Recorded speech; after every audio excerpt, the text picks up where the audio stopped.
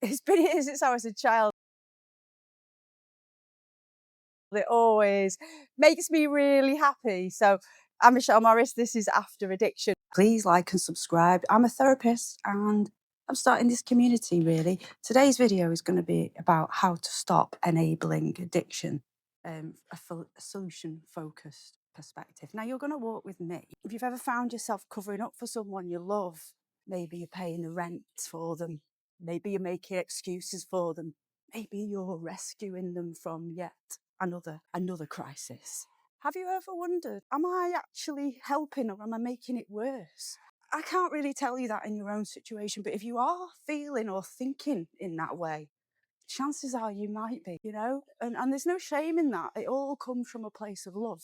You're definitely not a bad person if you've been helping or enabling your loved one. In this video, we're going to discuss, firstly, what enabling is, focusing on how to stop that behaviour, put self-care first, and looking after yourself in a way that's healthy and compassionate for you.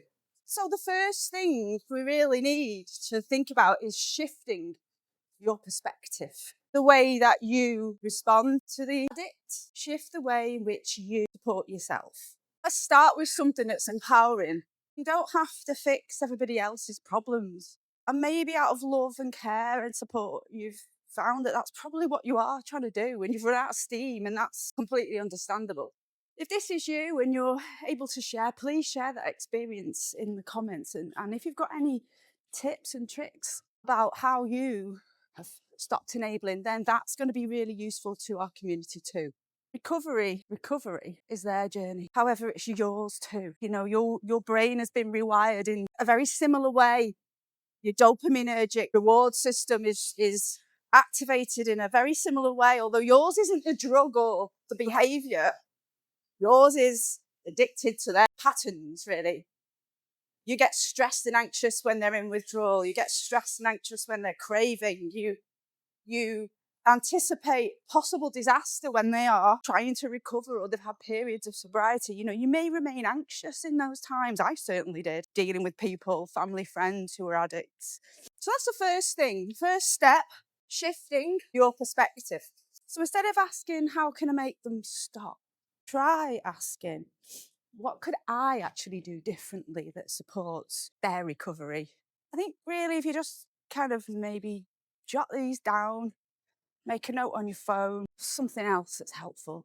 So that's step one. Step two, step two is about recognizing your patterns, your enabling patterns. Just recognize. This is tangible. This is actually progress that you are making. If you recognize this behavior in yourself, in yourself, perhaps it's you that needs to do some work, that needs to change. Get curious. It's one of my favourite words. Get curious. Change from being critical of them. That can feed their kind of guilt and shame. Recognize. Bring some of that attention back to yourself. Think about how you react. How do you react? Because you may need to move from reacting to responding in a way that actually supports and invites in a chance of recovery. Shielding people from the natural consequences of what they've been doing is only care to a certain extent, isn't it? It actually perpetuates the cycle. So for you to encourage perhaps or support or letting a chance that the person themselves is going to choose recovery, then of course we need to remain mindful about how we support that. Think about ourselves. If we were trying to recover, we would have to try and take on those responsibilities that we have been leaving to others. So what does enabling look like?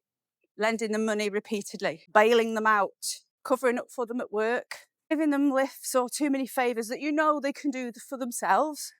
Clearly, if your relative can't drive, asking for a lift would be ordinary. But, if that person is repeatedly not showing up, not able to carry out their own stuff, their own life admin. And what's difficult is if you believe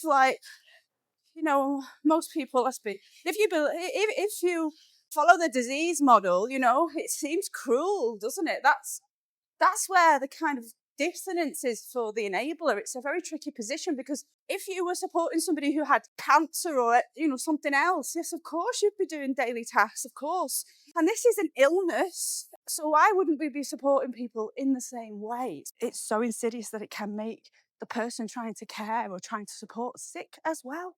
So just recognize, ask yourself, am I shielding them from the natural consequences of these actions? And if so, and they're an adult, of course, step away as much as you can. Monitor, recognize, write it down. Share it here. I'm going to be responding to the comments, so please do leave them. Awareness, your awareness is kind of very powerful.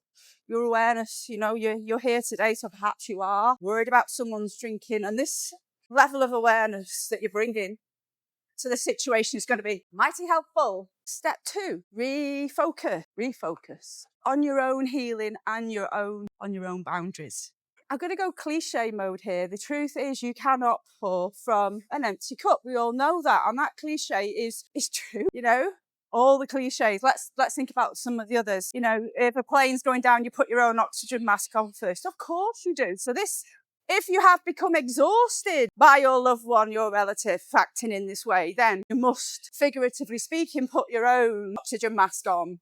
When you spend all your energy focusing on somebody else's lack of energy, then you're emptying your own cup. So refocusing, investing in self-care, invest in therapy if you can.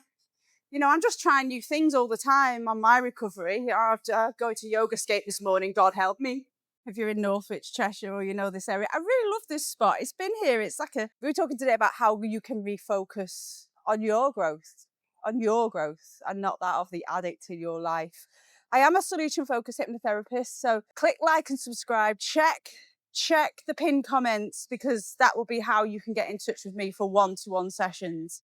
You need to rebalance your boundaries, really. This is something I tell clients all the time, and it's about looking for their boundaries.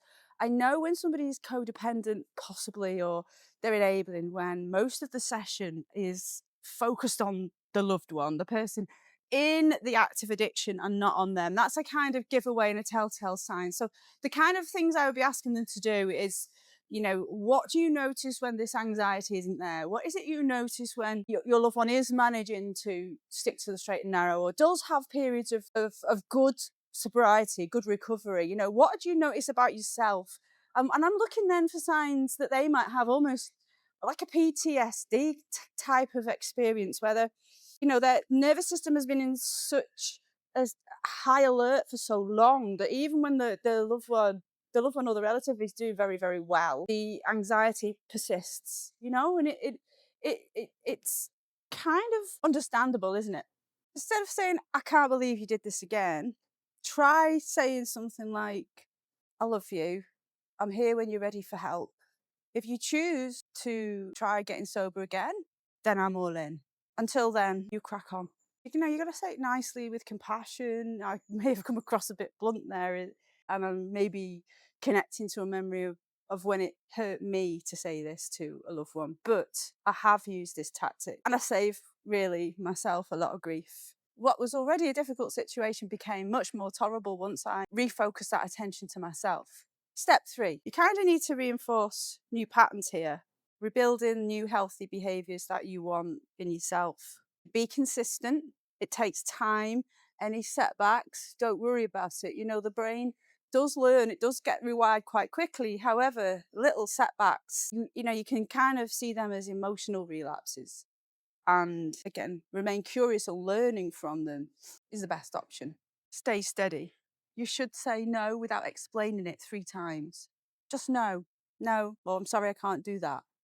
When we've become enablers, or trapped in kind of what become codependency, we over-explain. I notice this with clients all the time. If they can't make an appointment and they've given me fair notice, they'll be like, I can't come because blah blah blah blah blah, and there'll be 100 reasons why. They're doing something perfectly okay, which is rescheduling something that's a week in advance already. It's okay. But those little clues or signs that they're struggling, they're struggling to have their needs met. They're struggling to have their needs heard. They're struggling to express what they need in a way that is confident, that doesn't put the other person in a position where they're thinking, is something off here? They're over explaining. So just quit over explaining. Just say no 3 times and walk away.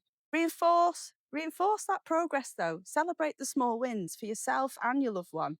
Attend your own support meeting. You know, we've got a community building here.